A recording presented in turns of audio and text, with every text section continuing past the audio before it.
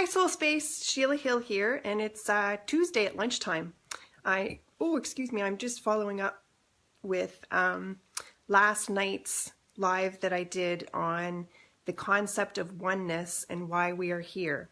So I had mentioned earlier in the video that there was some kind of wonky energy that came in early last evening that left me feeling a little unhinged.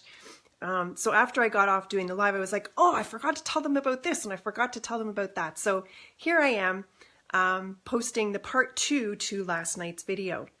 So if you haven't watched part 1, go back and watch it, because I do a really good a creative visual on understanding the concept of oneness and how we are all one here on earth, and we are one with those that are on the other divine planes, and they are one with each other, and they're one with us, and we're one with them. So anyway, make sure you have a look at part 1.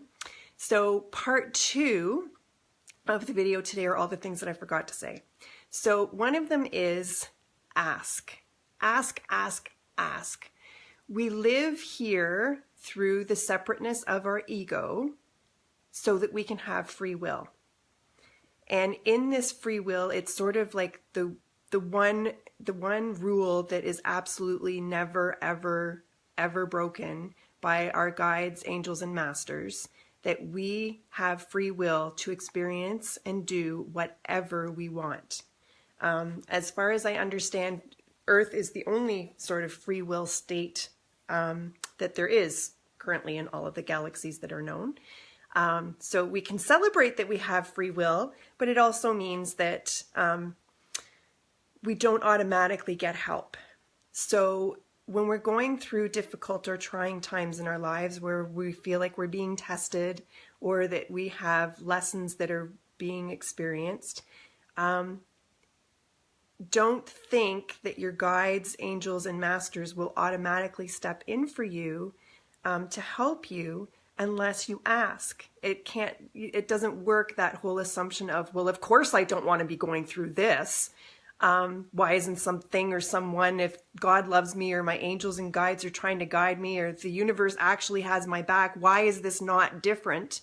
Why am I going through this? So, well, that brings me to 2 concepts. One is it's always for you, not to you. And I've got a blog coming out about my month of February and the learnings that I got from that. So if you haven't received my email recently, watch for the blog here in the group, because I will be explaining that a little bit more. But the other part is that they can't step in unless you ask.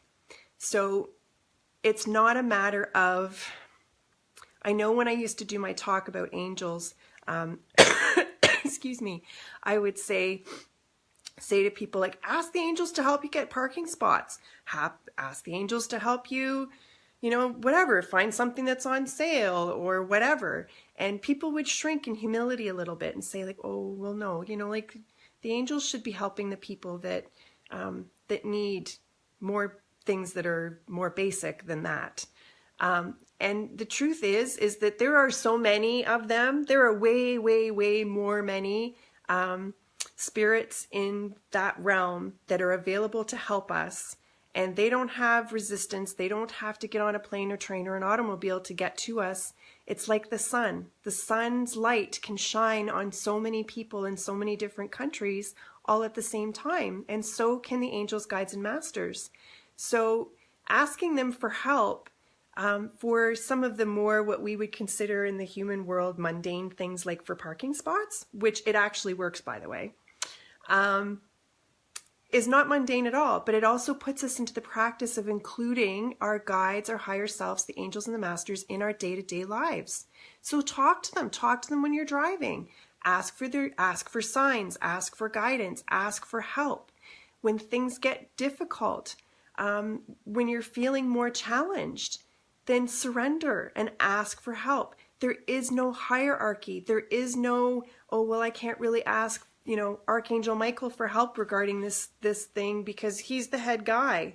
There is no hierarchy. We are them and they are us, and they naturally want what is best for us all here in the human realm.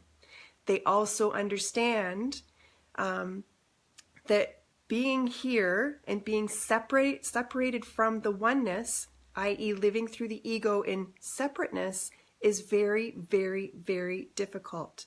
Difficult beyond what we thought when we signed up for. We're like, oh yeah, sure, I'll go do the ego thing, no problem. And then we get here and you go, oh my God, what did I sign up for? So they understand that. The Ascended Masters have done the lifetime human thing a number of times. They totally get it. The angels are there to be of service. Our guides are with us because they know what we're going through, what's coming, where we've been, and where we're going. Our higher self has been with us for our entire soul's lifetime, the eternity that our soul has been in existence. They have what we need. They have what we're looking for, and they have the ability to help us co-create it. So ask for help. Ask for guidance. Ask for signs. Ask for whatever it is you need, and then surrender. Remember, the how it's going to happen is none of your business, and the when is always on God's time, not on your time.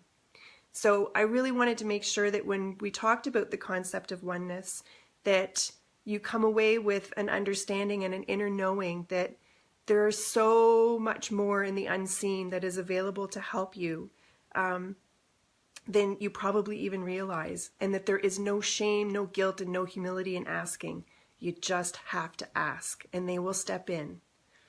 The other part that I wanted to talk about is when we talk about and understand the oneness and the fact that all of us that are here on the human plane are all a piece of the one source energy, is to be able to move through the world through the eyes of compassion. You don't have to love everything everybody does, but be compassionate that everybody's on their path and that they're enjoying their journey in whatever way that they know best how. But do not judge or reject anything. So judge and reject nothing, and love and be in compassion for everything. Because when you judge someone harshly for being dishonest in some way, they're not being dishonest because they think that that's a fun, cool way to be. They're being dishonest because that's the tools they have in their box. And I'm not saying that they don't know that they're doing it, but there's an underlying issue. There's an underlying driver. And whatever that pain is that they're carrying that's causing that behavior, you have it too. So when you reject someone for being something other than their purest, highest, bestest version of themselves, you're rejecting yourself on every single day that you're not your bestest and highest version of yourself. So understand that we are all one, and that raising your vibration into that space of loving compassion for everyone else that's on their journey means that you are holding that same space for yourself when you hold it for them. And that when they go through things and they present themselves in a way that, as I say, is not the best version of themselves, and you can give them compassion, you don't have to step in, you don't have to rescue. Hi, Christine. You don't have to rescue them, you don't have to fix it for them, you don't have to even be okay with what they're doing, but you can hold space in your heart with compassion that they're just not at their best right now. And you know what?